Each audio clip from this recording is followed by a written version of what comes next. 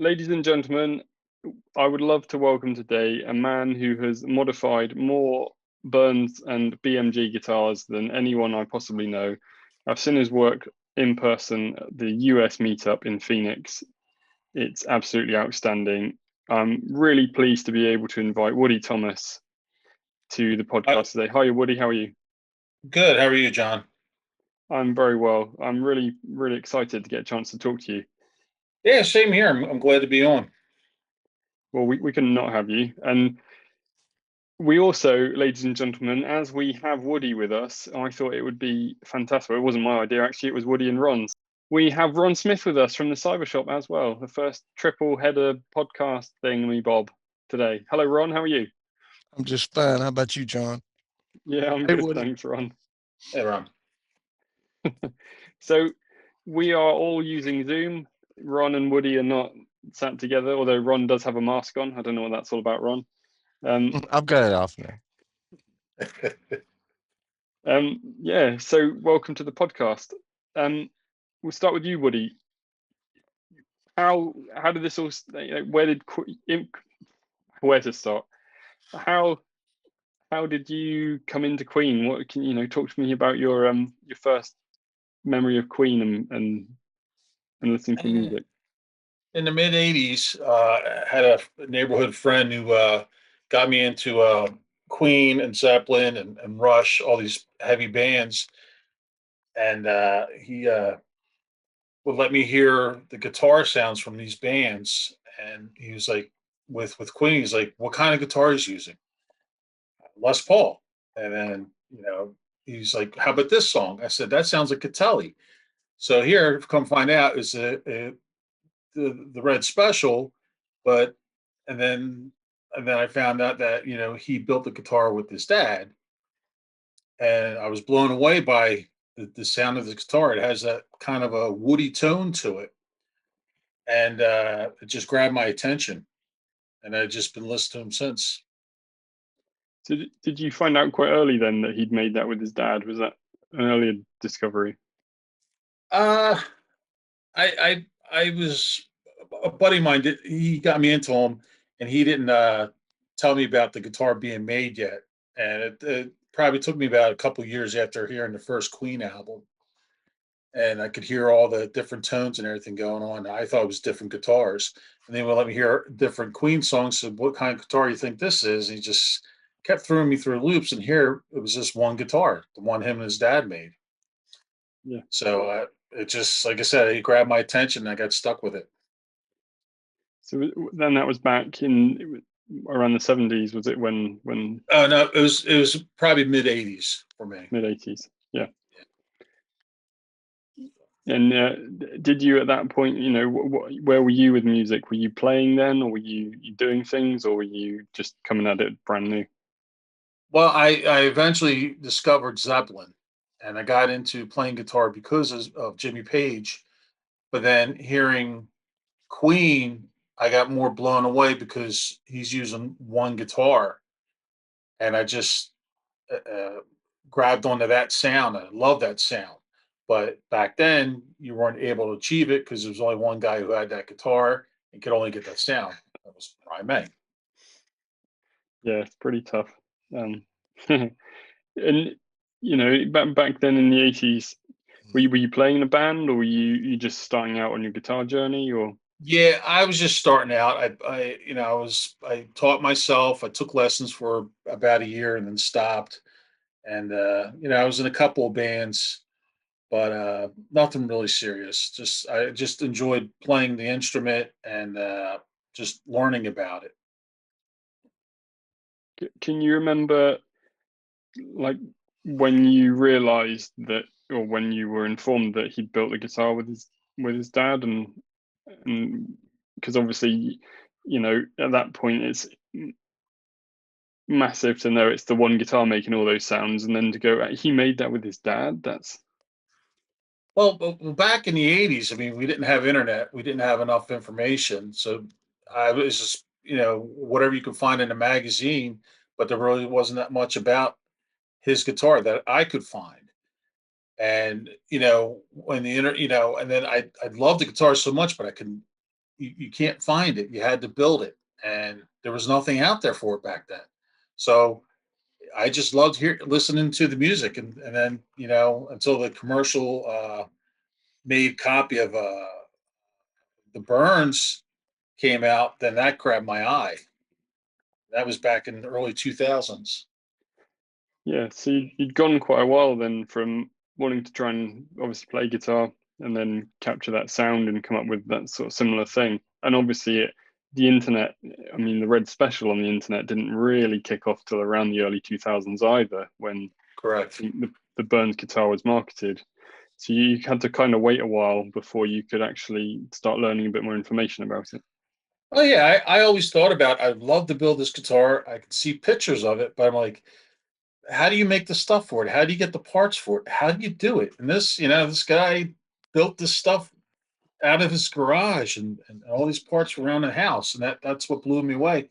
But I always thought about, but I never went for it to try it. I just had my Les Pauls I played, and I did that instead.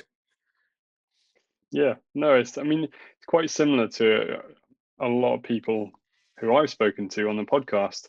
I mean, it's funny how similar all of our stories are, that we heard Queen and fell in love with the sound and then figured out Brian built the guitar and it's the one guitar he's using. And like, lots of other guitar players play lots of instruments to achieve different tones, but he's using the one rig as well. Exactly. And to make all those noises and whatnot. And then it was obviously like the dawn of the internet, really, where a lot more of these people like yourself, myself, other forum members started congregating online, where in these virtual spaces that weren't around, and going, I really love Brian May and his guitar, and someone else going, yeah, I really love Brian May and his guitar, and yeah, I really love Brian May and his guitar, and it started to build this community of people and with a similar interest, all from all different sorts of backgrounds and different stories and experiences of either meeting Brian or reading, being involved in Julian Hemingway of the radio.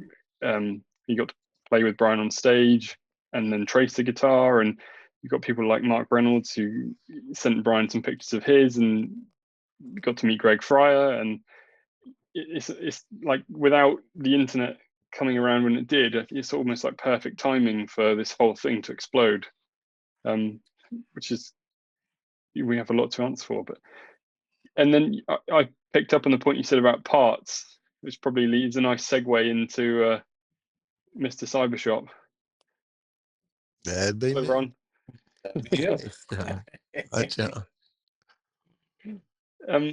So Ron, yourself, obviously, we all know you as making all the parts for these things, but I know your journey was a little bit different to some of ours and ending up where you are. We'll come on to how you and Woody met in a little bit, but I'm guessing you had a similar love of music and found Queen a bit later on. My life was music growing up. We moved around about every 2 years because of my dad's job. I mean, he would get promotions and go to another factory or another town and all that stuff. So I had music, because I knew my friends would be short lived. So I really enjoyed music. I dove right into it.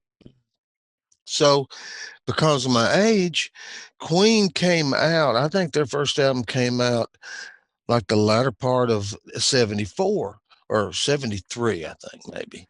Yeah. And in 73 is when I graduated high school. 73 is also the year that I joined the Navy and went to boot camp. So I had one summer of freedom, and really Queen wasn't on the landscape then. I was like listening to a lot of different music at that time, more hard rock stuff, not the Southern rock, but more of a hard rock, Pink Floyd kind of stuff, Janis Joplin, Alice Cooper kind of thing. Then I get out of the service and I'm on my own for the very first time in my life, 17 years old. And by the time I got through in my A school in Chicago, I was in California, just turned 18, and my music by then was listening to David Bowie, Mott the Hoople, Slade, some of that kind of genre. And of course, by then, the second or third album came out of Queen's, and man, I tell you what, just like Woody, that guitar grabs you. Of course, there was Freddie's vocals, but the guitar, and I didn't know I have a clue about the story behind that guitar. And it was only later that, that I found out the story behind the guitar, but I always had that love for Queen. So that would be my introduction to Queen. I was just a fan Yeah. until I met, the people that made that call and said, "Hey, I'd like for you to make me some parts." I said, "Okay, I'm the man." I suppose it's quite interesting because you've gone off, Ron. You've joined the Navy and you've done what you've done and ended up becoming a machinist and a CNC programmer and lots of other hefty, lofty titles. And we now all know how good you are at what you do. But back then, when you were doing it, no idea that you would end up in this position. Probably yourself, Woody, as well. Not probably gone off devoting towards a different path and then ending up in the community. Not a clue. Same here. Not, I didn't know it was going to happen this way and stay this way. What did you? What was your journey to here, Woody? What were you doing before you ended up modifying guitars? I was a truck driver for a lumber company for 17 years, and I was laid off for a month, and I started figuring out how to make parts, pick guards and stuff during that time I was off, laid off for about a month. And when I went back to work, I was bringing plastics and sandpaper with me and cleaning up parts and stuff for orders on job sites. Yeah. And, eventually that job uh, uh, closed up, and I worked for FedEx for a while, driving big trucks. And then I said no more, and I stayed home with my kids and, started making parts again. Start going, 100%. And then got on social media, Facebook, Instagram, and a few people saw me, and it just went kaboom. Nice. I remember when you sort of exploded onto the social media stage all those years ago, and it's like, wow, this guy's doing some fantastic stuff. Be interesting to keep track and see where he goes. You've done pretty well for yourself, sir, since you. Thanks. Yeah, I started probably back around 2006, and then I made the website around 2007, 2008. But and then officially became Mars Conversions. But then I had that slow time when I was still driving trucks, and then when I stopped driving trucks, I just like I said, I went on social media sites, and then it blew up, and a couple people knew who I was and ordered parts, and then it just word of mouth, and that's what happened. Yeah, we're quite a loyal fan base. If we find someone that we're happy with as a group of people, then and you do a good job, and you two both do an exemplary job.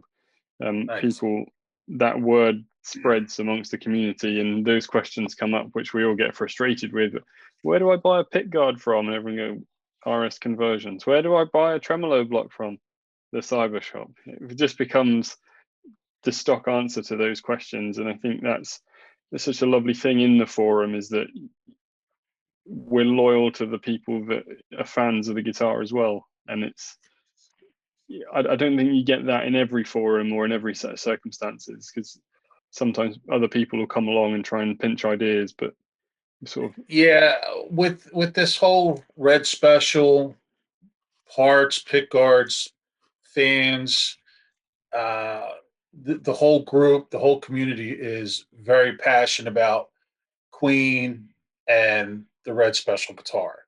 And I've never seen a bunch of people so passionate, and in a good way. I think it's a great thing, and it just brought thousands of people together, because you got forums on the regular internet, you got forums on Facebook, Instagram. It's all over the place.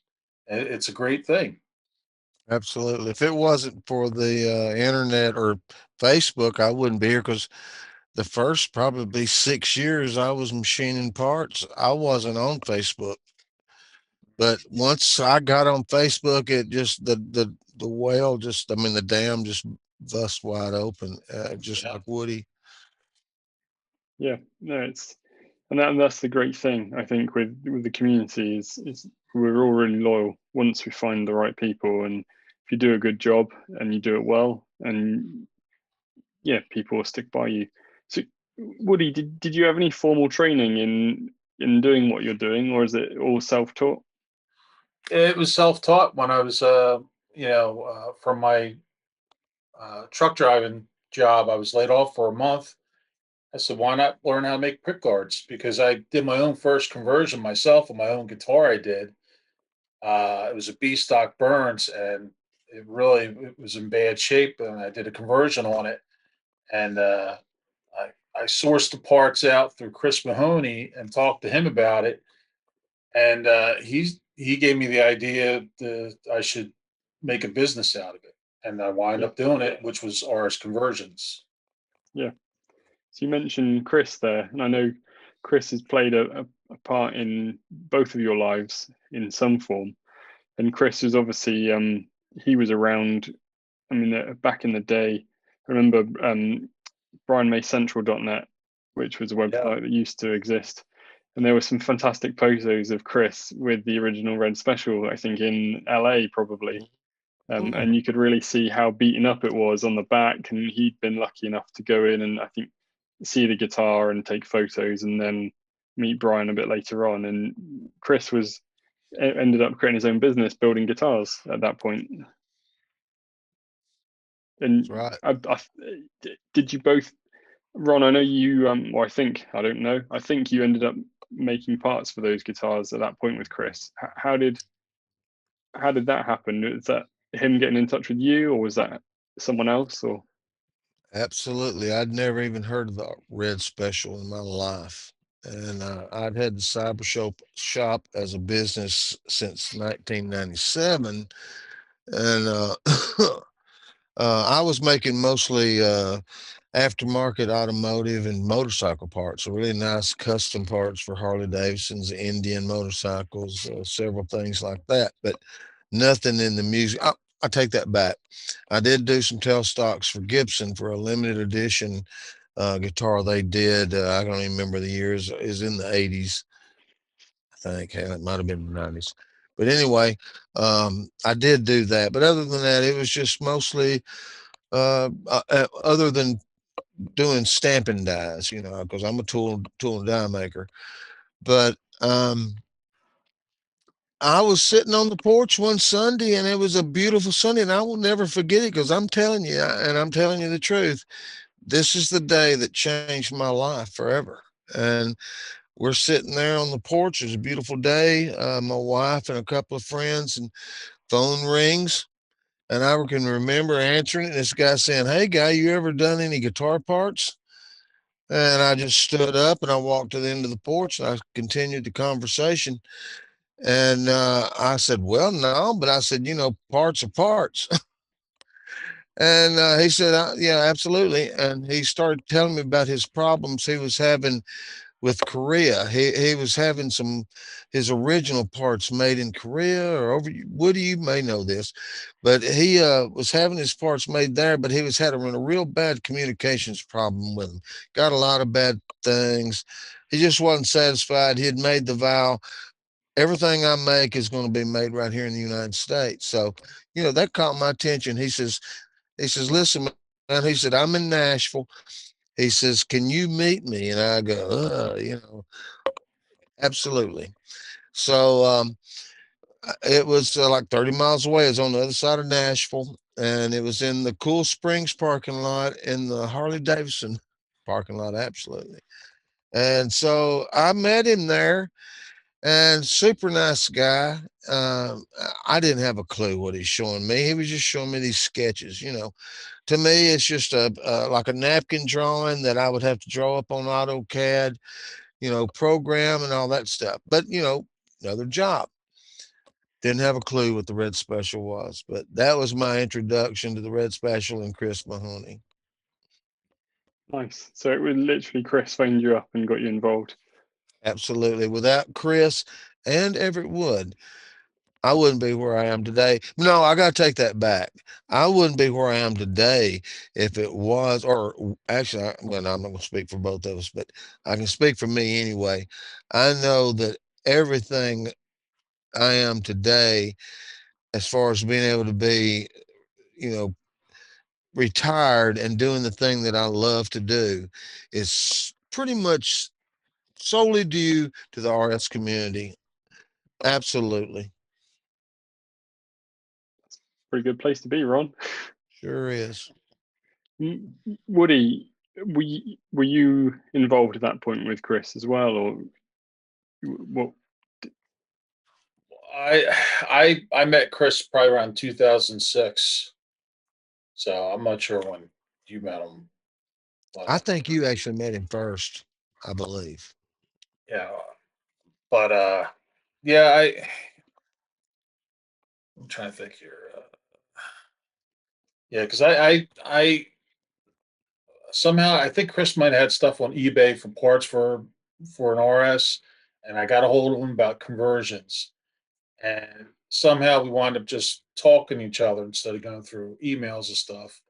Yeah. And he was telling me about Everett Wood as well, and then I wound up talking to Everett and got a hold of his old machinist Tim, talking about parts and about the conversion, and I wound up having him make the conversion block for me after I did my conversion, because we got to backtrack.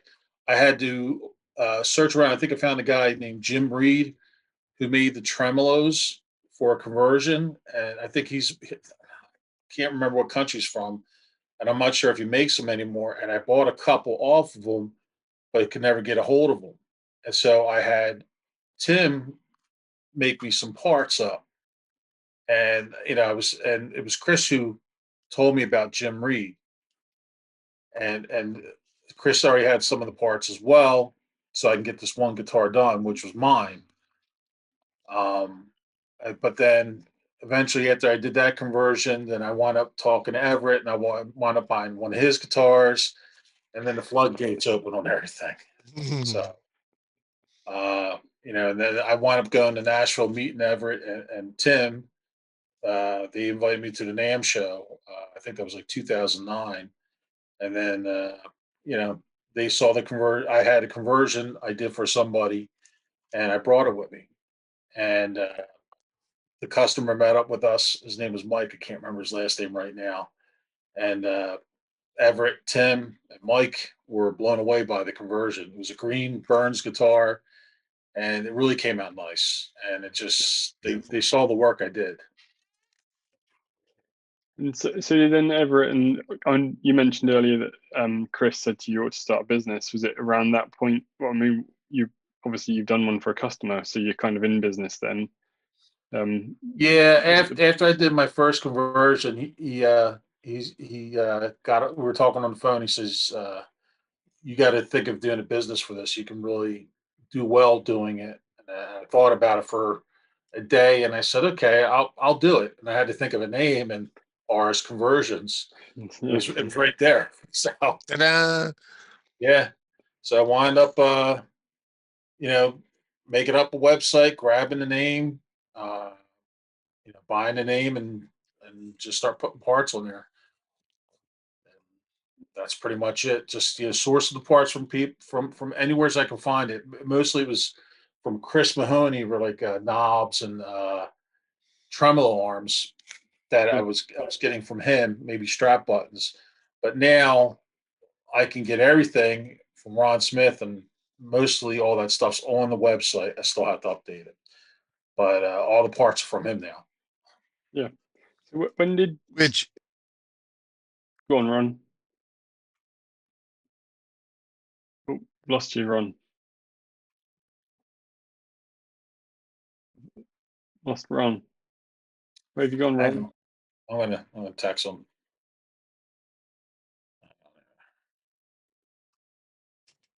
how about now? Now he's Yeah. back. Yeah. You He's can hear me bent now? cable. Yeah. Okay, I hit the little button thing on here. About So we can edit. yeah, I we was can just edit saying this that out. Go on, Ron. I was Talk just again. saying that the only let me turn my volume up. I can't hear. The only thing I was saying was he was Woody was mentioning the parts for me now, but I've got to attribute every bit of that to Chris Mahoney and Every Wood. I mean, they were. It seems like they were the origins for you and I both, as far as our Yeah, pursuit to the RS. it is. Those Yeah, I two mean, guys. and they were pretty big players back in the day in terms of pushing the boundaries. There was obviously at that point in sort of 2006, you're talking the only guitars available at that point were the obviously the guilds from the 80s, and then the second run you had the Burns that had just come out, I think around 2002 2003. I think Andy Guyton had announced his guitars around that same period, but details were limited, and obviously they were a limited run of 50. So apart from a couple of the other, like, or KZs, obviously, how can I forget KZ? The KZ Pros are out, but obviously they were quite expensive, and you had to order one from Japan and getting them imported. And obviously, he was very busy doing that, and there was a waiting list. And then I remember Chris coming on the scene saying he was making them, and then Everett obviously having the guitar from Fender that they were looking at making, which Brian had supplied all the information for, and he got all those parts together and found the John Birch copy in pieces. So it's, you know, they were quite, although, yeah, I mean, they were quite big in the history of all this in that early time, because they started putting these things out there and sharing their information and being more in touch, and maybe giving people the idea that they could potentially, as they possibly planted the seeds in your two's head, to make a business out of doing this and provide something back to the community, which was a lot smaller back then, I think. Oh, absolutely. And they were true fans. I mean, the research those guys did is just, especially Everett. I mean, he worked for years doing the research. And I mean, I, I can't believe how much work the two of those guys put in, because like Woody said, this is back during the early days. I mean, you didn't know. I mean, I guess that X-ray picture that came out was what really burst a lot of inspirations out there or whatever. But Yeah. other than that, yeah, I mean, it was almost like a detective job, and Everett did that detective work, man. I tell you what, they really did their research. I got to give them kudos for that. Yeah, it was a really, for information, it was not like today where you've got the book by Simon Bradley and you can go and pick it up and have a look in it, and it shows you all of the details of the Red Special. I mean, there's still a few things that need interpreting correctly, and obviously seeing the Yeah. original guitar makes a massive difference. But back then, to produce anything that worked and looked and sounded the right sort of way was with the information that's out there, was a monster task. And Everett and, I mean, this was before Facebook. Everett and Chris were quite active on the old Red Special forum. I think it was brianmayworld.net. You hit the Red Special and then go to the old forum before it got converted to the new one. But so, sorry, I'm rambling myself now. No Um, problem. it's just interesting because it's going back in time to the time where I was as well. It's a bit of a walk down memory lane for me, because it's the time where, I mean, I got involved around 2002 2003, and I remember it so vividly, the whole of, well, Chris and Everett sort of emerging and evolving and becoming what they did become, and then obviously all of the other branches that split off there. And I spoke to Everett at some points and communicated with Chris as well via emails, and yeah, it's like going down memory lane talking about them in a good way. Yeah. Yeah, and and those guys did a lot of legwork, a lot of phone calls. It's not like they got on their computer and the internet was there. It Yeah, just, they, kudos to them. They got a ton of information, but just, trying to get that information, trying to find somebody to make this parts, Ron, it's a lot of legwork and a lot of phone calls. And yeah, today, nobody does that. They go on the computer, they hit some buttons, they try to find out, where they can get the parts and stuff. And that's for yeah. anything. But the nice thing is you have things called reviews, and people read them and say, okay, I think I'll go with this, has a lot of good reviews. Or reputation. I have a good reputation. Ron Smith has a reputation. Back then, nobody had a reputation. It's Right. leg work and phone calls. That's all it was. And When yeah, definitely. And the guitars, you couldn't just buy a red special in a shop either. To get hold of a Burns was a task because you could only buy them from Barry Morehouse when they even came out, and you had to phone up to place an order. You couldn't jump online and hit order. You had to give them a ring when they first came out. And then, the internet's obviously evolved over all of that time to what it is now. And it's easy to forget how advanced we are and how readily available this stuff is. Because it really wasn't. Yeah, and you wonder where we'd be today if it hadn't been for the Chris Mahoney and Everett Wood and Mark Reynolds. Yeah. You got to throw him in there too. I guess he was in the really early part, even before Greg Fryer, right? Am I right Mark, there? Am I well, Mark built his own guitar, and then he built it. And then a few years later, I spoke to him recently, actually. So hopefully his podcast will be out just before yours. So this should tie in. But he sent Brian some photos of his red special and explained how he made it because his friend told him he should do. And so literally he posted it off, and the very next day Greg Fryer phoned him to say, Brian and I have been looking at your photos, and we're going to be restoring we started the restoration on the original, and how did you do this and how did you do that, and we're looking for a spray booth, do you know anyone? And that's how Mark started to get involved. So it's purely I was under the impression it was built after Greg Fryer did restoration. I didn't know it was before. So that's new to me. That's really cool. Yeah, so Mark was just right place at the right time, really. And obviously, I mean, his original build he did was very good, and he spent a lot of time with Julian Hemingway, who's another name on the forum, talking about guitars, because Julian had the opportunity to play with Brian on stage and was given a treble booster, and Brian had let him trace the original, and Julian had made up some of those plans that you can see on the internet now if you look hard enough.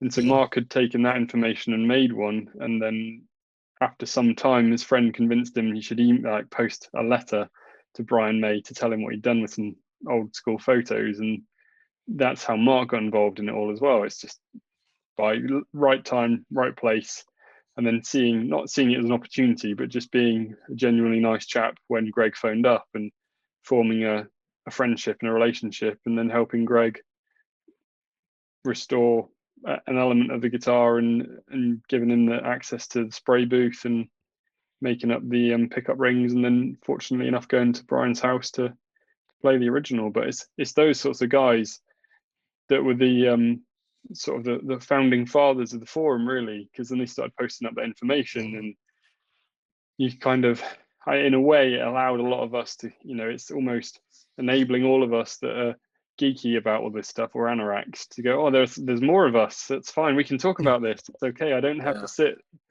and keep this quiet anymore, because it's not just me. There's someone else in the country and someone else on the other side of the planet that loves this too. And people, we're all connected by it. It's fantastic, really.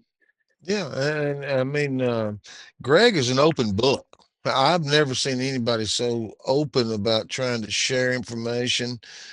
He reached out to me not too long after I got involved. I guess I sort of had built a reputation of having good quality parts, but he reached out to me, man, and we've talked about several projects and things. But I mean, he's an open book, a super good guy. Yeah. No, he's not had a chance to speak to Greg yet, but Greg, if you're listening, we'd like to get you on, have a chat with you, because you've got your history in this all, and that's the idea of the podcast, is to try and capture the history of it all and what it means to us all. So if you are listening, please do get in touch or answer my emails. That would be great. But Woody, you're then speaking to Chris Mahoney and then Everett Wood. You've gone along with your guitar at the NAMM show.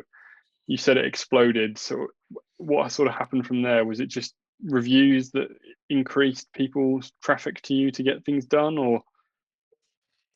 Well, it was a lot of word of mouth. Uh, People and a lot of people were looking for red special parts at that time. Things were coming out on the internet, and uh, my website would just pop up if you Google it up, and then I would just get emails back and forth. That's back then. Now I get more of a messenger, from Facebook. I get a lot of messages from Messenger and Instagram. Yeah. But I still get business coming through the website still a lot. So every morning I'm checking all three places for orders or customers asking questions or anything. And I like it when somebody has a question about something and I'll give them all the information they need. I had a guy from Russia yesterday who bought one of Ron's tremolos quite a while ago, and he was asking about a roller bridge. He was looking at the Wilkinson one, and I explained to him. I said, "You're gonna have to shim it up." I had to show him pictures, example, and he said, "All right, thanks. I'll get back to you." And I like explaining and helping people on this guitar because a lot of Yeah. people don't understand. What a radius on the fretboard, you need to have that match up with your bridge. So, and I just sent some videos to a couple of guys from the forum on Facebook of scraping binding. So I don't mind. I mean, I'm doing one of my guitars I built, and I'll show you how I did it. I'll just set the camera up. Uh, I like helping people out, and obviously making parts and selling them too. Yeah. So it's Yeah. Oh, all a good thing. I don't know what I'd do without Woody. I mean, people are always messaging me like, "Hey, man, what about this?" And I'm going, don't haven't got a clue. I said, "I'm a machinist." I said, "You need to talk to a good luthier who knows conversions inside and out. Woody Thomas is your man." yeah. I know when I met you, Ron, in the Phoenix meetup, Yeah. we're talking about some bits and bobs, and I was like, "Oh, so Ron just relies on Woody for everything, then." Yeah. So you obviously then the two of you bumped into each other somehow at some point. Can you remember when that was? Uh, for me, it was back in like 2017. I needed parts for a customer, and I ordered his parts because I knew Everett was dealing with them, but I never met Ron, beforehand. And once I got the parts and I looked, I was like, "Damn, these are nice parts. I've never seen any parts, these parts clean." I think it was a tremolo system, a roll bridge, and I think knobs, and I was just like, "Wow." And you know, eventually after that, I think we started speaking more and more, and eventually he was looking for a conversion block. Well, I had one, and I ripped it out of the guitar. I said, Mm. "Here you go." I said, "I got some design changes on it. I want certain things. I want the center scribe. I want to be able to put the original type or style rocker on there, and heat treated it, and a lot of people seeing the combo block, and it's a work of art. Yeah, How he did it, and it works great. People don't realize how critical that combination block is. If you don't have the center line of those springs in tune and timed out with the edge of that knife edge, when you put that rocker on there, it's not going to pivot right. So that's a really critical dimension. And a lot of people, that's a big mistake. A lot of people make their homemade rocker conversion blocks is they don't sit and think that through. That's a really critical part about the conversion blocks. But the design Woody come up with is absolutely awesome. That center line was a game changer, really. Yeah. um, Well, when I used to install them, I had to put a little bit of blue tape. Everybody knows I use blue tape. I like the blue tape. And I put a marking on there, but after a while your hand rubs on it and it goes, it fades off. So I'm like, I like to have a permanent center line on there, a scribe mark. and he did it beautifully. And once you sink it into the guitar, you don't see it, so it works Yeah. out great. It's a great feature. I must admit, when I first saw it, I was like, "What? This is just so much more straightforward for people that want to mod guitars with the Brian May tremolo system. Because why wouldn't you do it? It makes so much sense." I It just does. want to pick up on what you said, Ron. Obviously, when you're designing parts or you're machining them and you're taking things into consideration, you have a lifetime of experience of machining parts and thinking about all of these things. Do you ever stop to think a kid and his dad did this in their workshop at home on a tabletop with hand tools and got it so right? Do you ever stop to think about that? I never really thought about it until I was asked to do the time warp parts.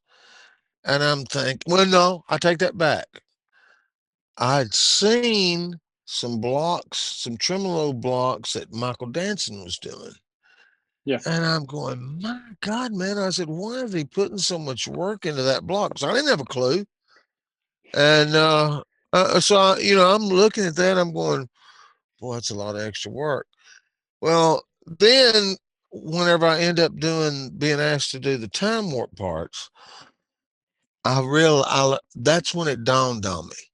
I mean, him and his dad were working out of a shop in their garage or basement or wherever it was, barn, and they did it the way you would have to do it if you were using the tools that they had.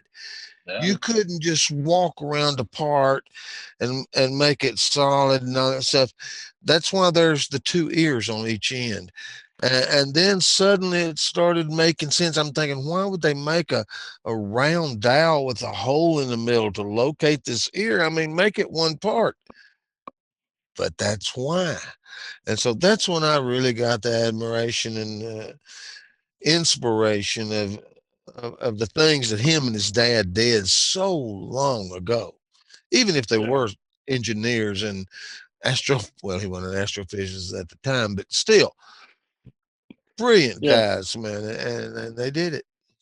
I mean, Woody, you obviously convert the Burns guitars. I know you made your own red specials and you do some other bits which we'll come on to in a minute, but do you ever take that time just to stand back and go, what, like, similar questions to Ron, really? Wow. I mean, how much innovation did they have? Because for us as fans, we're copying something that exists, but they invented this stuff because it didn't exist. Yeah, Absolutely. that's what gets me. It was nothing, and they build it from the ground up. And they put this guitar together, and I just think I'm like, it would take me 10 years to do it. I don't understand. I don't understand how they did it. And got it right the first time. Yeah, pretty much. Exactly. But you look at all these parts and you think about these parts. If you sink the knife edge in too low, your rocker's not going to rock back and forth. It's just certain things like that. You don't. You, when you look at the sketch and stuff, you look at it, you're like, they really did their homework. They sat down, they did their homework, and that's what blows me away. And it only took them, almost 2 years. That's incredible. Like I said, it'd take me 10 years. Absolutely.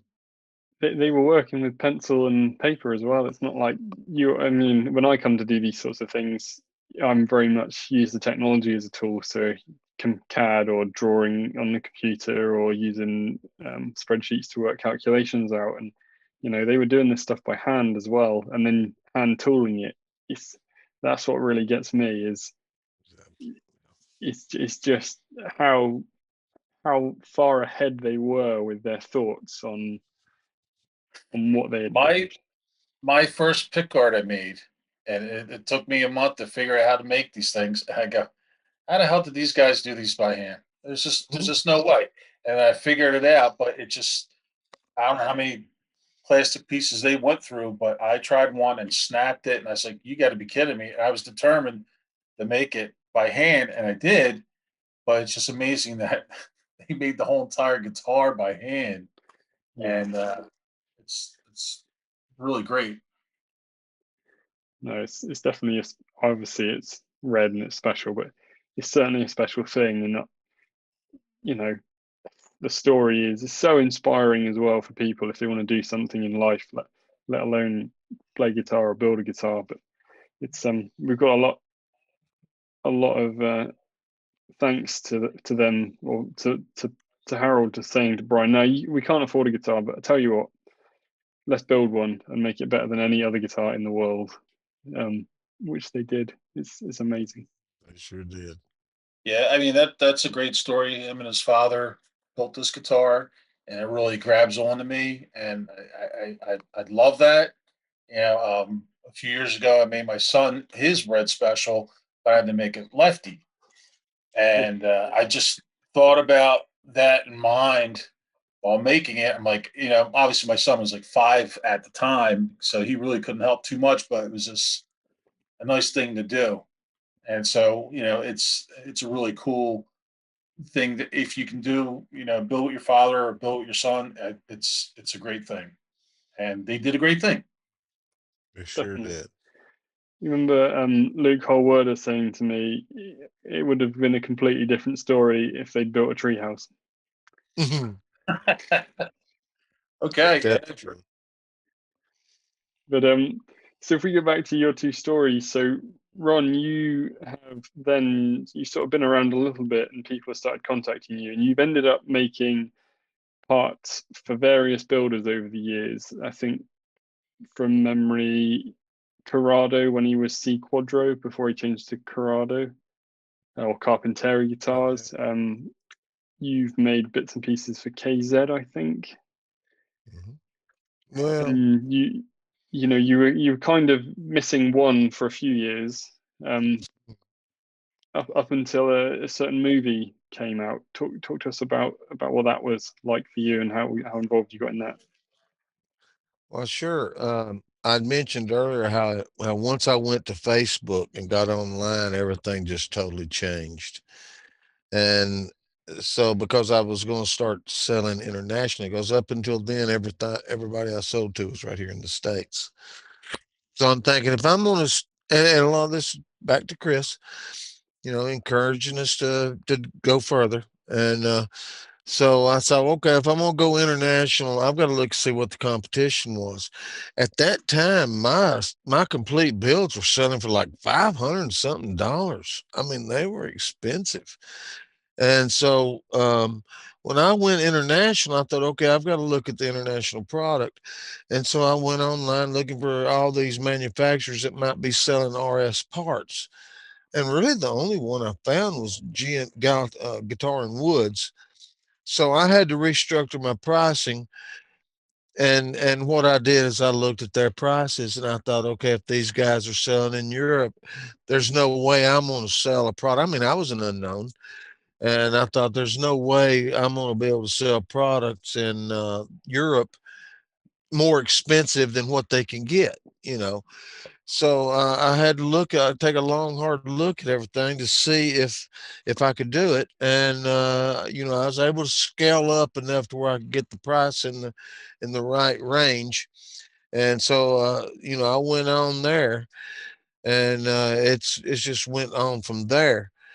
Um, you were asking about how I got to the time warps, right? Yeah, I mean, I think you ended up making some bits for Andy Guyton for the Bohemian Rhapsody guitars first, didn't you? That's right. Yeah. Okay. Well, after, of course, Chris and Everett, I went to Michael Danson, made a few parts for him for a few years. Went to Corrado after that, made the parts for him for a few years. That's a good story. After him, it's like you said, there was always that elusive customer. I mean, that gold, that what is it, the brass ring on the merry-go-round or something. And that was Andy Guyton, man.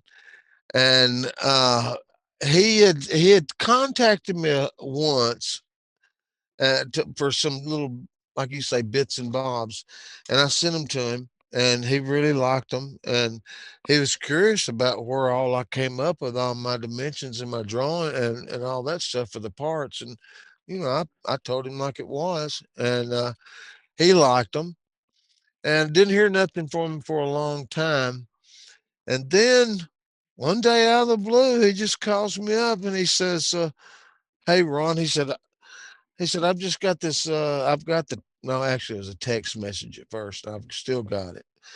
And he's talking about this great project he's got just fell in his lap, and he said, "Problem is, I only got 3 weeks to do it." And it was this movie, and he wanted to know if I had any parts for these, basically just what do you call them? Prop guitars. Yeah. And so I said, "Yeah, man, I can throw them together." He said, "Good, man." It's just because there's no way I'd be able to get them together in time for this first shot, which was with the Live Aid. Oh man, I tell you what, I shipped them out on I think August 24th, and if I remember right, it was like September 8th that filming started with Live Aid. So he was able to throw. Of course, he was doing his work in the background to get everything ready, just to throw those parts in as soon as he got it. But it made the deadline, and there was the Live Aid concert shot, which bought him more time to make the Night at the Opera era build. But it was something, man. We made a really tight deadline, and it really nice. And again, being at the right place, the right time. Yeah, and those, you look at those guitars on the film, and then the shots that Andy posted up, and they look spot on, don't they? They look absolutely spot on. They do. They're lovely instruments. I don't know. There's no wiring in them, is there? I think they're just props. So they don't actually play and wire it. Well, I know that actually because thinking about it, I spoke to Andy about that not so long ago. But yeah. So then you ended up doing some more for Andy after that, Ron. You then obviously off the back of Andy making those film guitars, I think he got some more interest and people started asking him about making working versions of those two guitars. And then he spoke to Brian and got the okay. And then you had another email back to say, "Can you help me again, Ron?" Right. Uh, uh, I can't remember if it was before or after the movie thing, but that was about that time right before COVID hit. And everything was Brian was in, I think it was Dallas, and lost the knob, Yeah, the and volume knob. hit right, and then I think he had one more show in Chicago before going back to the UK, and then taking a little rest before heading back out after the first of the year. Uh, Little known code, didn't know COVID was coming around the corner. But anyway, all of a sudden, he says, "Can you make these knobs?" And I'm telling you what, you talking about being gobsmacked. I'm thinking, my God, what an opportunity is this? And I'm thinking, of course. I didn't even think, man. I said, absolutely. And he says, problem is, he said, we want to have them done by the first of the year. And this was already, I think it was already into December. I'm not sure. But so I'll go, yeah, I'll do it, man. I don't care if I have to, get a manual lathe and turn them things myself. I don't care. But in order to make time, I reached out to all my buddies in the tooling industry, and when you've been in it as long as I have, you know just about everybody and worked with most of them. So I reached out, and my buddy Waylon Jones with Quad J Manufacturing says, "I'll do those knobs for you, Ron." And I go, "Great, man." I told him the deadline. He says, "No problem." I go, "Great, man." I said, I was expecting a really hefty bill because I only did, I think, 12 sets for replacement knobs to be given to Pete. I guess Pete's going to keep them for replacements from now on. Yeah. But so I said, "Great, man." I said, "How much?" I said, "Be easy with me." And he said, "I'm going to do them for you for nothing."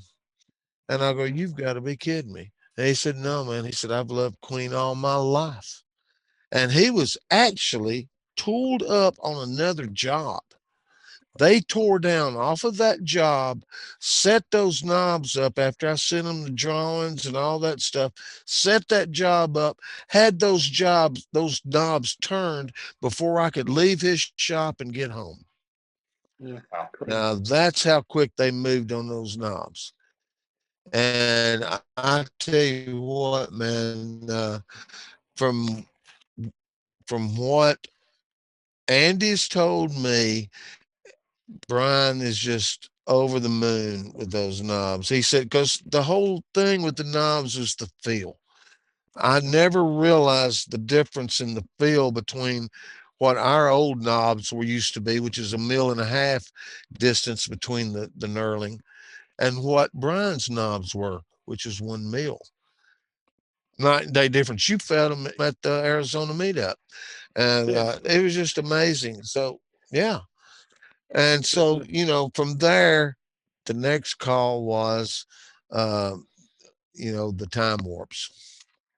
Yeah, and you worked with Andy to recreate the tremolo and the bridges to be exactly as Brian's original after Andy sent you some more information. And I know the work that, I mean, I'm very fortunate. I am the first person, or was the first person in the world to receive the first ever time warp. And not a day goes past where I don't pinch myself as I look at it going, someone's left a red special in my house. But Oh my God. yeah, yeah, it's still there. It's over there. But yeah, no, I'm Ron, I've been around this community a long time, and I got to meet you in Phoenix, and you had some of the parts with you, and I was able to look at them, and then I've obviously seen them in all the different stages of things that Andy does to them afterwards, and they're absolutely fantastic. And the work that's gone into those guitars from everyone that's involved, whether that's Doug and Tim Grocott making the switches, yourself making the You, parts, me and my old man making the belts and straps and whatnot. They're just something else, and it's a testament to you and your work and dedication to getting these things right and getting them, the reputation you built up, that Andy came to you and asked you to build them for him. So well done you, and you absolutely smashed it. well, thank you, man. Everything came from Andy, though. All I did was just follow the lines. You know what I mean? Yeah, but Brian and his dad did it. Andy copied it with his approval and sent the drawings to me. I yeah, just followed the lines. yeah, All but kudos go to Andy and Brian, his dad. yeah, but you too, though, Ron, because if you didn't have the reputation that you had for the quality of the parts that you made, and if you didn't behave the way that you do and be respectful of things the way that you are, and a stand-up individual as you are, then you wouldn't have got the gig, and you did, and you've done the right thing. So well done on that one, Oh because yeah, I see your point there. Yeah, for sure. the guitar sounds awesome and looks awesome. And Woody, you have obviously been doing various things over the years for various people as well. Um, Obviously, we know you for your conversion work, RS conversions, but you built a few guitars. Obviously, you mentioned you built guitars you built the left-handed guitar for your son. I think you built some other bits and pieces and help out. But you also have a bit of a story with a well-known English luthier. Yeah, Mr. Guyton. Um, he got a hold of me a couple of years ago. He found out I had some original jack inputs that Brian had, and I sold them for the same price that I got them for, and I'm assuming they're for the time warps, and They I'm are assuming, indeed. yeah, and I'm pretty sure you got the first one. Yep. Uh, so after that, a little while later, Andy reached out to me and asked me if I would be interested in doing the warranty work for Guyton Guitars in the U.S. And I said, sure, no problem. So we worked on one guitar, just minor stuff, but that was pretty much it. But I stay in touch with Andy. He was kind enough not too long ago give me the okay to make the Badger inlays because I have a couple requests for them. Yeah. And a real nice guy. I've talked to him a few times on Zoom meetings. Um, but yeah, real nice guy, great guy. Love his work. I've seen his work when he came out with the RS years ago when he had the run of them, 50 of them. Yeah. So yeah, they're jaw dropping. So when I had one here to do some repair work on, I was just like, wow, I actually got one in my hands. So Yeah, absolutely. really cool to check this guitar out. But yeah, so I don't um, post up. I do as warranty work. It's just one of those things. Eventually, I guess I will. Maybe when I update my website sometime. What I think it's an absolute testament to you though and your work to for Andy to ask you to undertake those bits of work for him on his behalf. Well, the first time I talked to him, we were talking about conversions and stuff, and the stuff I do, and the star inlays I do, and I explained to him, these aren't your everyday guitars. They're not your normal Fender. They're not your normal Gibson guitars. So they take a little more finesse to set these guitars up right, and pretty much I'm assuming that's why he got a hold of me, because that's what we talked about, how these guitars, how the Red Special was built, and you got to set it up just right to play right. And with the conversions, I'm able to do that, and nobody has a problem with tuning issues. They love it how it plays, and and I love doing these things. Yeah, definitely. And if you were to look back at yourself when you started this off in 2006, did you ever think you would get to the point where, because obviously as you said, you just taught yourself how to cut pick guards, where you would then be modifying, or not modifying, but working on warranty jobs on Guyton's at that point? I never saw myself doing this, and once I got onto social media and things started to blow up a little bit, and getting busier and meeting Ron, getting the parts, I guess you would say it's a dream come true, because it's something I'm really passionate about, something I love to do. And I get up in the morning, get the boys off to school, I go right into the workshop, and I get to do what I like to do, is work And with guitars, make plastics, and all that good stuff. I've never seen a picture that you posted on Instagram or Facebook where you haven't got at least 10 guitars in the rack ready. This is the next lot of batch of ones that have arrived, and this is the one I'm working. You seem to have a constant flow of guitars coming in. I do. It seems for the past 3 4 years, no, going on 4 years. I do about 18 conversions in the shop, but that's not what I ship overseas. That's a way a lot more, and right now, I've had people send their guitars to me from the UK, but a lot of people don't want to ship their guitars these days, and I searched around, thought about it a lot, and put my faith into Fern from Evergreen Guitars. I put 100% into this guy. I gave him notes, the custom tooling I had to make. I gave him everything, and we're doing really well. We got a lot of people over in the UK getting them done by him. He's doing under my supervision, so if he has a question or anything, I'm always here. He gives me a ring. Um, yeah, and I got other people around the world right now. I got Ralph DeQuadro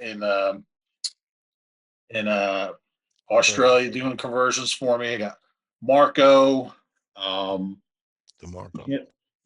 can't remember his name. Amando. Mark. From Italy. So I got those two guys in Italy doing conversions. I got Japan, I got Spain, I got a couple other countries doing them. So we're spreading out more. And it's amazing, really, to think that. I mean, look at I guess that's demand and what you can actually turn over and actually physically do yourself, and obviously trying to lower the costs for people, I'm guessing, from those countries to having to ship to the States and then having it shipped back. Is that? Well, I had somebody was on the forum a couple years ago asked about that, about they're afraid to ship the guitar. They were sure, and then Nigel Knight chimed in and he said, "Send it. It'll be a lot cheaper just to ship it and have Woody do it." He says, "Or if I do it, it'll be a lot more money, but you're better off having him do it." So having Nigel Knight backing me up and referring me, that was a nice highlight for me. Yeah. And so I got a few people behind me. I mean, I did my homework on this guitar, how to set them up properly, where to set the tremolo system at. I have special templates for it. Fern has them. Everybody else I had to give tracings to, because Fern's he does a lot more volume. So, but I did my homework on it, how these should be set up, and how Fern's doing them right now. And when he shows me a guitar, I'm like, wow, that looks just as good as I'm doing it. It's because he is. He's, Yeah. even Ralph just did one, and it blew me away. I'm like, I get jealous, but I'm like, wait, everybody's using the template or they're using the parts, and it falls apart. It falls together nice and easy when you put in Yeah. this guitar, because it's pretty much surgery on a guitar. I mean, try to take a router to a brand new guitar. A lot of people don't want to do that, so that's why I branched out to different countries to do the work. So if somebody's not too handy with a router, I got the right guy for you. Yeah. And I mean, it's something, building one from scratch where you can put all these parts in, but then covering it in blue tape, which must have shares in somewhere along the line. And then marking it up and cutting up, as you say, a brand new guitar. It's not for the faint-hearted either. Yeah, it's not just about conversions. It's about if you get a guitar and you're not happy with how it looks or the pickguard, I make upgrade kits. It will fit the BMGs, will fit the Burns. So, and also I do ones for guilds. So if somebody doesn't like how they have the 3-ply plastic on there, I make it a one solid piece. And then for the stock RSs out there today, BMG and Burns, it's not vinyl, it's real plastic. People say Perspex, it's actually the same thing. But I do the upgrades too, and that does really well too. As much as not as much as the conversions, but I get people that get a conversion done and they love it so much they wind up getting somebody to build them a guitar. So I guess it steers them more towards, hey, if I can get this conversion and it plays great, I want the real deal, because that's what I did. I did my conversion. I said I want to get a guitar as close as possible, and I went to Everett Wood, and I got a guitar built from him. That's why I had a couple guitars really. So, but if I could have got a Guyton, I would have. But like axes and everything, it's and the wait too. I didn't want to wait that long, Yeah. but I know why, because I had one here with the quality of the work he does. So, but yeah, I'm just happy with what I do, and I'm glad I can help people out. Yeah, no, and everyone's, but I'd say both of you are pretty good at helping out on the forum and making sure that you're not just doing the bits that you do, but being active members as well, and making sure that you probably don't see it as this because it's just going on the forum and posting stuff up, but Well, contributing back we to both everyone. agree on something. Customer service, number one. We have people that have gotten parts that don't work well with their guitar. We'll help them make it work, or we'll help them the best that we can do. But we're always there to help. Not our parts. They got parts from somebody else. Yeah. No, they got. I'm sorry. Yeah. If they didn't get our parts, but they got somebody else's, and they're having an issue, we'll try to help them out. But most of the time, the parts are incorrect. They wind up buying our parts. And the sad part is they're buying twice as much as the parts. Now they're wasting money because they bought the wrong parts in the first time. And well, I dealt with quite a people with that. That's parts and pickguards. A lot of people had a problem with. So we're trying to. I don't mind helping people, but I'm trying to steer away from that. And I try to tell people, if they're looking for good parts, whatever, I don't say, don't go here, go here. I say, do your homework. And that's all you got to do. You do your homework, you ask questions. I think if you just have to look at who the pros are using and who they turn to, and that's you two. So yeah, Thanks. I'd recommend Red Special Podcast approved parts from Ron Smith. and Red Special approved conversions and pick guards from Woody Thomas is what I would say. But I think I'm right in saying recently you two have gone more together. That sounds wrong, but you've joined forces is probably the best way of putting it. And Woody, you're now selling Ron's Cybershop parts on your website. Yeah, I've pretty much taken over sales for the cyber shop, but we're still working together. Ron's plate is full, but if he has bigger orders of 10, 12 builds, he'll take care of them, but I'll take care of the smaller orders or questions that come in of something, or somebody has a question about something. So it's he's busy, but if he kept doing what he was doing, he would just go crazier than he is already. Well, I mean, I couldn't answer the questions anyway. They're asking me stuff like about certain radiuses and stuff, and I Yeah, always have to send them to you anyway. So, no. Ron Smith's the guy. If I put a ruler down and trace a straight line, he'll go, I can make it straighter. Yeah. That's what kind of guy he is. He can nail these things down. That's not straight. This is straight. That's how he is. And that's what I like about him. Yeah. And he doesn't BS you. He tells you how it is. Yeah. No, I mean, I mentioned it a few times, really fortunate enough to come over to Phoenix and meet Ron in the Phoenix meetup. And it was lovely to meet you face to face, Ron. And it's odd to think that was a year and a half ago before all this COVID stuff happened. And I think I still owe you a drink, but I definitely do. Not forgotten that.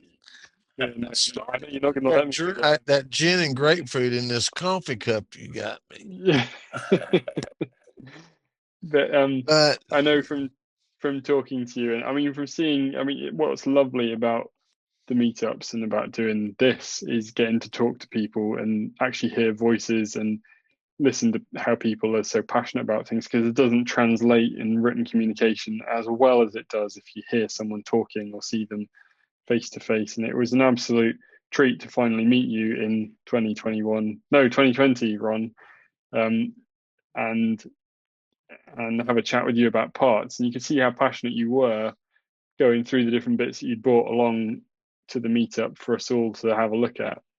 And it's just a shame that those days end, because you kind of feel like you want to carry on talking about it and not end the conversations. But yeah, and I think as well, James Chenwoody, he bought Jim Chen. He had a conversion that you'd done with a clear tremolo cover at the meetup, so we could have a look at how the tremolo worked. Have you done some work with James? Yeah, I've done a few conversions for him. If somebody's looking for a guitar and they can't find one, I get a hold of James and he'll send me the guitar right over and I'll do a conversion on it. But yeah, with that guitar, that was a real nice guitar. Got it here in time, put everything off to the side so I can get the conversion done and get it shipped back to him, so you guys can have it for the meetup. And that guitar really came out nice. They all come out nice, but this is the one I was just like, this is going to be at the meetup, and this is a real special guitar for me because the work I did on it, and everybody's going to be seeing it. So, what's that? Ron will be looks like tomorrow.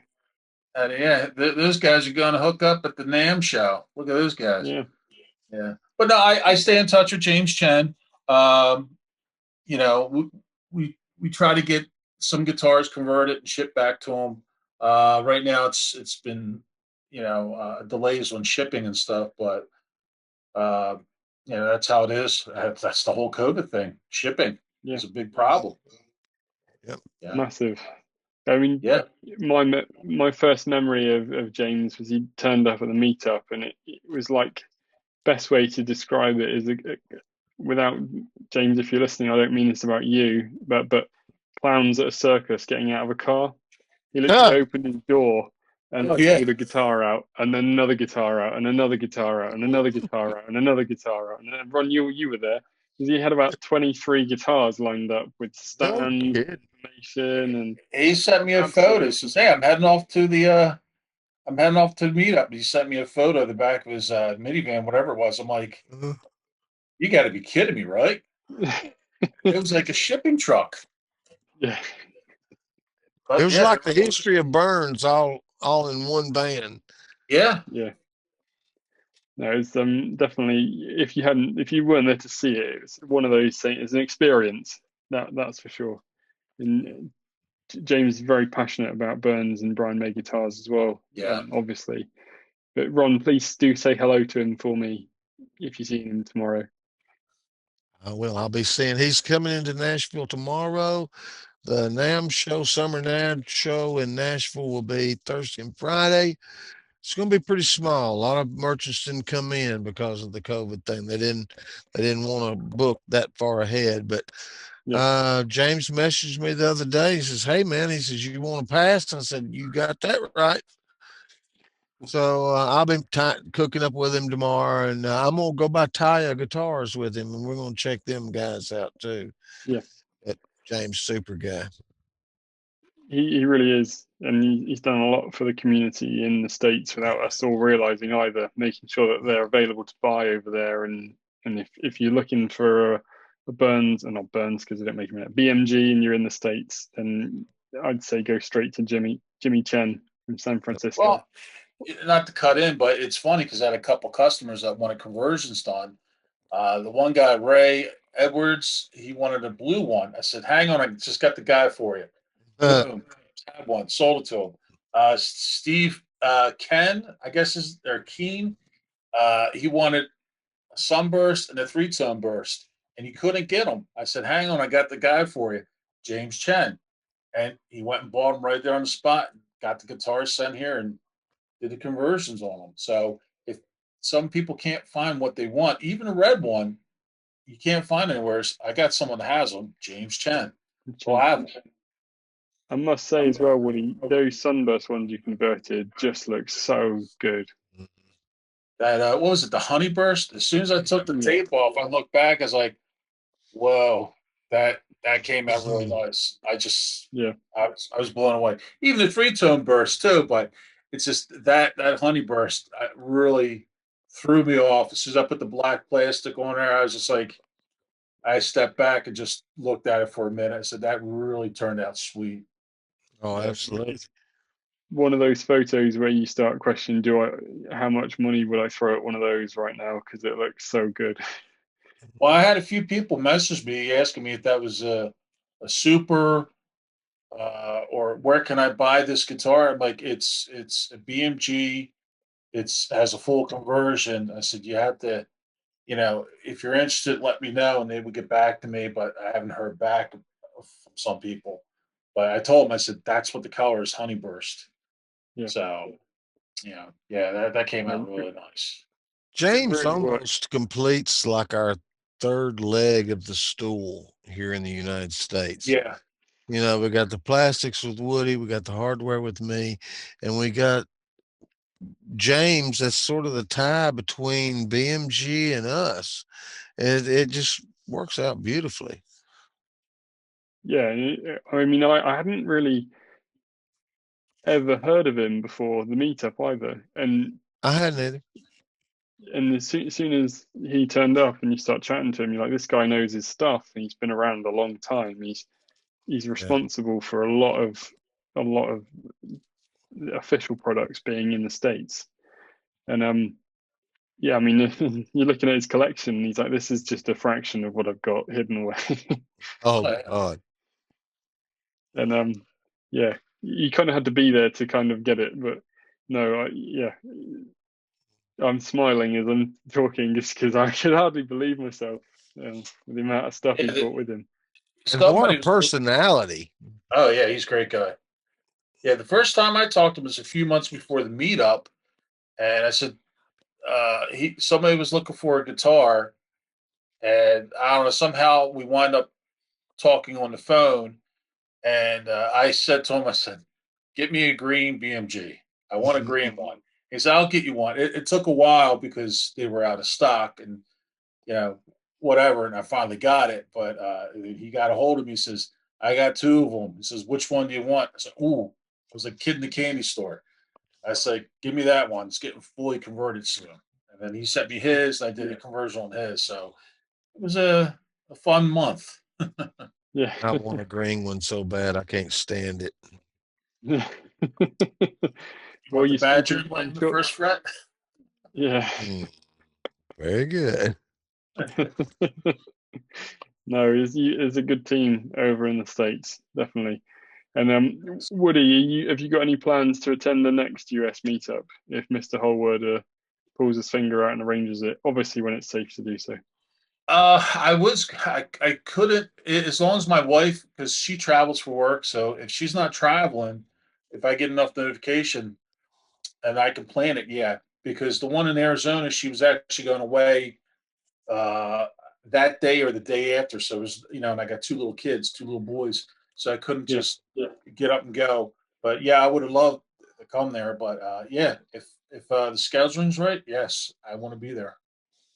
because Ron, would you say it's worth going to a meetup?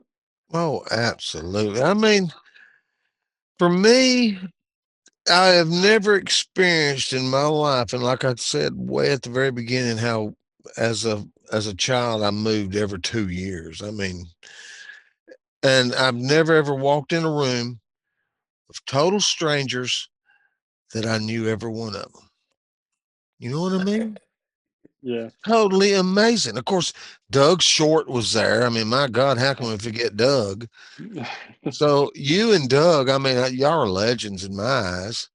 And then the fabulous Luke. I mean, my God, what a fine guitar that is. Yeah. It's not too untalented himself, is it? It's a lovely looking thing, and it plays. I mean, we played through it most of the day. Yeah. He's done a great job, and he's a lovely guy too, is Luke, and very knowledgeable on lots of things, and makes movies and does all the fun stuff that we all want to do. And Right. yeah, But everybody in the room, I mean, they were guys I knew from the RS community, and the names I knew, and the communication between the chit chats, everything good. But to put the face of the name and just be able to sit there and just touch them, hug them, take a photo with them. Uh, I just it changed my life almost as much as that day that Chris called me. I mean, yeah, it just brought me into the brotherhood. It seems like. definitely. I would recommend to anyone who's questioning whether or not they get something from it, if you can get to one, head to one, because you just build up some lifelong friendships from them, and you can talk to people on the phone, and it's fantastic, and it's lovely to speak to you guys via Zoom. But when you're in the room with someone in their presence, and you can share stories and information, and see the smile on someone's face properly, and their eyes light up when you start telling them about something, and have a bit of banter with them and a few jokes. When you go home and you're looking on the forum and you're posting a question or a response, that five or six of the guys will understand the reference because they were in the room with you. Uh, Classic example, Ron. I'm going to say two words to you: Knob Creek. I know. I knew that was coming up. I know, and that's such a good one. That was the little inside joke that I put as far as the knob jobs that Woody was doing or something like that. I said, Yeah, yeah, it's a little inside joke that really, unless you were there, you wouldn't know what we were talking about. But no, just but awesome. Yeah, great those memories. I loved moments. it. Well, we talked about Doug Short, and Doug and I came over from the UK. I'm actually seeing Doug over the weekend to record a podcast with him. Cool. Um, so I shall say hello to him from you as well. But um, yeah, so I guess then, boys, what's next for you, Woody? What's on you're obviously working around the world now, still doing conversions. Is there anything else up your sleeve, or are you just keeping it as it is from the? Uh, as is, I do have some things up my sleeve, but I can't talk about it right Fair enough. Good answer. Plus, my wife just texted me and said another guitar just got shipped. It's in the foyer. Yeah, So I'll be doing versions again. yeah. So, still. So, Well, that's good. We look forward to news. News is good. Plans for forward news is good. And Ron, I'm sure you're part of the inside, looking at your face, knowing what he's going to announce at some point. I was just waiting to hear Smiling. what he was going to say because, yeah, we've got a lot of irons in the fire, and there's a lot of good news coming up in the future. We just can't talk about them right now. So, exactly. Really, Woody's more in the know than I am as far as what's allowed to be said, and my mouth sometimes gets me in trouble, so I try to stay quiet. Why are you smiling so much, Woody? Well, I'm a happy guy. Yeah. No, well, I can't wait to find out what it is that's coming up, and I'm sure it'll be great news. Is all of the stuff that's happened in the last sort of 6 months from you, Woody and Ron, I've seen has been a step forward, and it's been to benefit us in the community. Really, I think is probably the best way. Whatever you guys come up with as a new innovative idea or suggestion or working together, it just serves to help all of us in the Red Special forum on Facebook, on the internet, to get to our ultimate goals of owning the guitar that has inspired us all in some way. So I can't wait to see what it is, because yeah, you never know, do you? Patience. Woody, I think I told him. I think I told you, John. I don't know. John's just diplomatic enough not to say anything. No, not at all. I'm sure I don't know, Ron. I don't know if you did say, but I won't speculate because that's not fair. Maybe you didn't. Okay. But it's been, for me, it's been a pleasure chatting to you both today. Same here. Mm-hmm. Thank you so much for your time. I know that you've taken time out of your busy day, and obviously with the time difference, I'm stopping you both actually doing work. So really appreciate that you felt you wanted to be on the podcast and chat to me for the benefit of the people that listen to the podcast. It means so much that people want to take the time out of their busy day to do that. And yeah, thank you so much.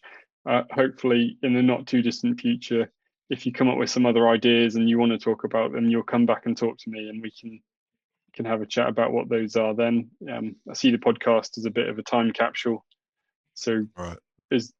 As time goes by, I'd like to get a lot of the people that I've spoken to back on over time, so we can review where they were before and what happened since. Sounds good. Yeah, I believe some of our news may come out here fairly soon, so maybe it'll make it before the podcast. Quite possibly. We'll find out, Ron. And I'm sure the Red Special podcast will share it all on the website and forum and whatnot to make sure that it's out there. But I'm gonna wrap up, chaps, in a minute. Is there anything else that we've not talked about that you think you wanted to talk about? I think that's pretty much it for me. You're pretty damn thorough on the interviews there, John. Yeah. Well, I'm getting better. Covered everything I can think of.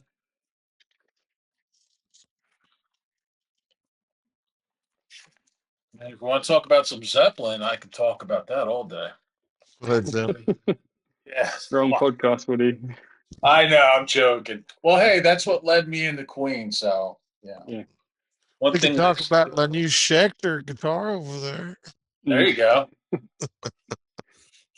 No. So in terms of, I'll come back and wrap up in a minute, and then I'll just cut what I said out and edit it together. No problem. I've got a few other episodes that I've already pre-recorded lined up to go out for this one. So it's probably going to be, I would have thought, 1 to 2 months minimum before this comes out. Just because in order to edit this, I have to listen to it again. We've been chatting for an hour and a half. So I have to listen to an hour and a half to edit it, and then I have to edit it down, remove anything I want to remove, and then sit and listen to it again and edit it again, and then I've got to put the bits at the beginning and the end. And it's time, because I have young children as well and a day job, as you both know, and this is a hobby. So it might take a little bit of time, but yeah, if there's What nothing you're else, doing I'll is wrap up. amazing, John. I mean, it's just unbelievable that you take the time out to do what you do. I mean, I a mean, podcast? Nobody's done that. That's a new one. and it ain't no sideline podcast. I mean, this is top notch. Yeah. John's he don't cut no corners. Well, I think the Red Special's so rich and given me so much in my life. I feel like the one thing that's always upset me the most is that people have fallen out. And in my life, I've done a lot of work with people. I work with people all the time. One of my skills is working with people and motivating people to do things. And a lot of things are lost in translation, which is where most frustrations come from. And when you take a step back and look at the community and all of the potential issues that there have been with Chris and Everett and the whole pirate debate, none of this is going in the podcast, by the way. What you can see on the faces that people are getting angry with each other and arguing. But when you take a step back, Chris and Everett are passionate about this. Brian May and Pete Malandrone and Nigel Knight are passionate about this. You two are passionate about this. I'm passionate. All the other people are passionate because of the guitar. We just forget that we're all, we've all got slightly different ideas, but we're all passionate about it. And when you do that and you get everyone in the room, what's written on a keyboard never seems quite so bad because you're talking to a human being and you can see what this means to them and why they get so passionate about their own views on it. And people are entitled to their own views because that's what makes the world go round. And if we were all thinking the same thing, it'd be boring. But so for me, because it's given me so much, I just think the best way to break down the barriers is to get people to come together. So I do that normally in the UK with a meetup. Obviously came to the US meetup because I thought can't not go to that to meet people like yourselves. And then with COVID, I was talking to Luke Holwerder because I literally talk to him every day of my life now. Good guy. He's ended up being like my best friend in the world, which is just crazy because he lives in Phoenix and it's just mental. And we've got some news, which I can't share at all, but hopefully in the next 12 months that will come out. Cool. That should maybe not Red Special related, but it should blow a few people's minds. So yeah, good. But yeah, when you get people together, but with COVID you couldn't get together, so I thought, how can I capture these chats I have with my friends? And I just thought, well, wouldn't a podcast work? And I mentioned it to Luke, and he's like, yeah, man, if you want to do a podcast, do it. Which is why he was the first one, because it was a test ground. And I just thought, if you bring community to the heart of it, so people and interactions, and then how can people not like it? Because it's about the community that it's formed. And hopefully Brian would see it as a bit of a homage to him and his dad, about what they've created and the legacy they've created, not just in Queen's music or the guitar, but the community of people that's come around it. And I just think if I don't do it, I've got this saying with Luke, if you want something to exist and it doesn't, do it.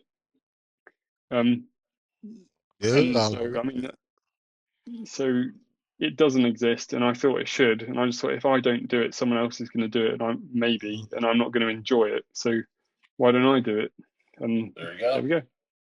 And speaking of Doug was doing it a long time ago too, under the scenes. Remember when he didn't even have his Doug Short screen name? I mean, it was under his wife's, right? Jane Short. Yeah. I mean, look at all the hard work and dedication he put into this. Yeah. Doug, I mean, what was the story on that, John? Well, we'll find out on Sunday. I'll get to ask him all those questions. But that's right. Yeah. So you listen out. But Doug's a very passionate chap, and he's very intellectual. He works in a nuclear power plant in Scotland, and he's an engineer, and he looks at things differently to us. So he looks at the science behind it and the thought processes and evaluates things and people. And Doug has a love-hate relationship with it, mainly because of how long it took him to build and finish his own guitar, and then the jokes I made of him. But yeah, it's he's got his own story, which is interesting. But his whole family's coming over because they're in holiday in Cornwall. Mhm. So his wife's coming up, and he's bringing his children, who my children have played with a couple of times before when we've met up before. So Great. yeah. Anyway, chaps, I could ramble on for days because Well, that'll be a good interview. I can't wait to hear it. I'll do that one. well, they're all in their own way. They've all been pretty good, I think. Yeah. I listen to them. I can't wait till I get up Friday morning. I'm like, okay, where's this at? Let me find a link for it. Here it is. So, when I'm getting the kids ready for school or just getting up, I was like, I get listen to it. Just put the phone in my pocket and walk around. Oh, So, it's great because when I went up to Andy Guyton, he's like, "Oh, I've listened to the latest podcast of Iggy Turner while I was finishing off your guitar." I was like, "How crazy is that?" It's yeah, it's good. I never thought people would actually listen to it. I thought maybe I'd get like 20 people listen, but it's growing. it takes a while, but yeah, it'll grow and blossom into something bigger. So every day you'll get followers, or every podcast you do, you're going to get more and more people because Yeah, plus everybody helps to promote it too. So because when you post it up, if I don't see any shares on it, I want to throw it in the conversion form. yeah. No, So I saw. Thank you, mate. no problem. Much appreciated. Obvious, of course. It's and that's the thing. It's people, isn't it? And the world is made up of people, and it's just.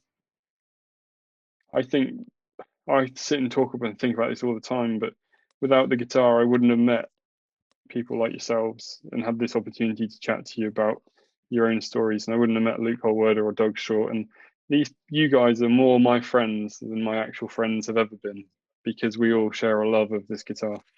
And It's like I said when I walked in that room. It's like I knew everybody, but they were all strangers. yeah, It's just unbelievable.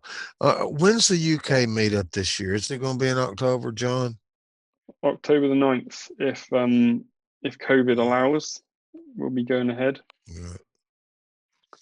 Um, I was wanting to go to it, but my buddy, that guy that was with me in Phoenix, that I yeah, was staying with in Tucson, he's coming up in October. He's going to stay the whole month with me, so I wouldn't be able to make it anyway. But I can't say I'm glad COVID, but I don't know what I'd do if I had to miss. I don't think I ever want to miss another meetup. That's how addicting they are.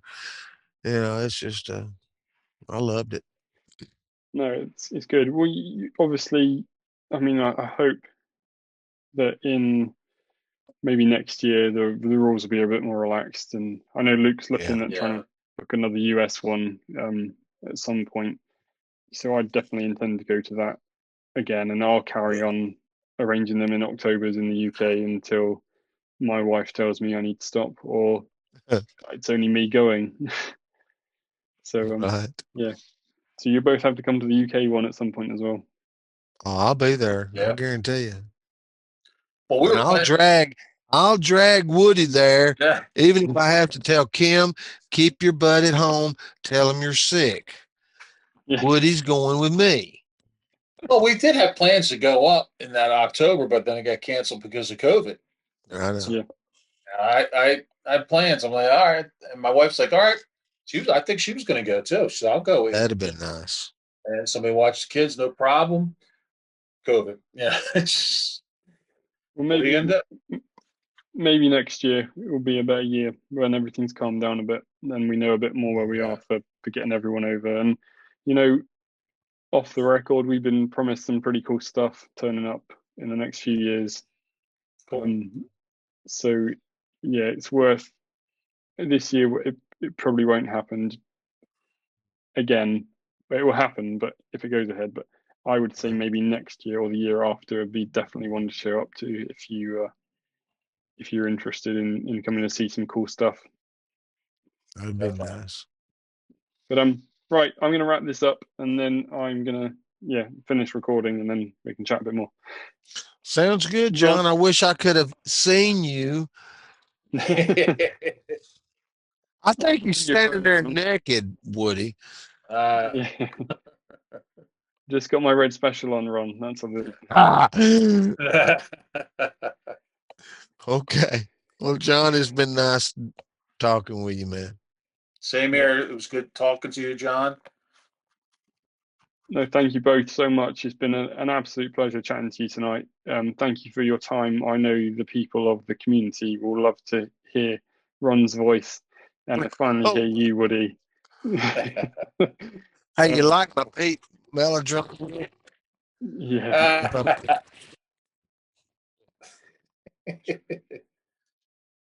There you go.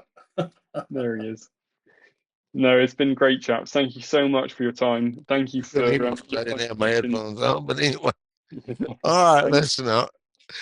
Nice Thank you talking for to your you. contributions to the forum as well and the whole community. We talked about Chris and Everett being and Mark Reynolds and those guys sort of starting us all on this journey. But if you guys hadn't done what you did when you did it and bumped into each other and carried on, we wouldn't be where we are today. And I can't thank you enough for helping more people come to realize their dream of owning a Red Special, because to me, owning my own Red Special that I've built and then the Guyton Time Warp is just, it means the world to me. And thank you both for your input, because yeah, you're making a lot of dreams come true. Well, thank you, John. Good to hear. You keep safe, guys, and I'll catch you again. All right, Take it easy.